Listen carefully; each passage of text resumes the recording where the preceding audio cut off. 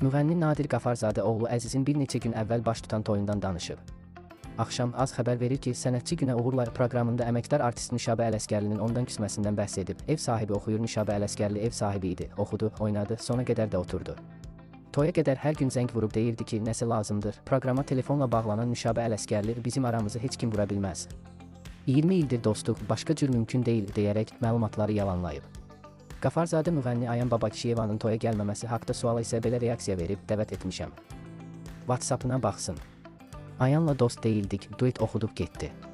Mən ulduzlarla duet oxumaq istəyirəm. Qeyd edək ki, Ayan öz aramızda proqramında Nadir Qafarzadənin onu məclisə dəvət etdiyini deyib. Amma sonra məclisə qatılmayıb.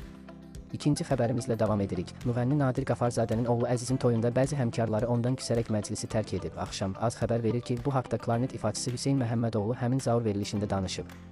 Buna səbəb isə toyda bəzi ifaçılara oxumaq üçün yer verilməməsi olub. Toy çox gözəl oldu, ssenari yox idi.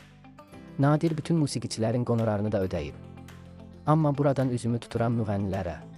Sizi Nadir toya çağırıb ki, xoş günündə iştirak edəsiniz. Oxumadınız deyə küsür getmək nə deməkdir axı, ayıbdır. Utanmırsınız, qonaq gəlmisən, pulunu sal, yeməyini ye, rəqs elə və şənlən. Biri oradan, biri buradan planşet göndərir ki, mənə oxumaq üçün yer ver. Mən kiməm ki? Özüm orada musiqiçi kimi oturmuşam.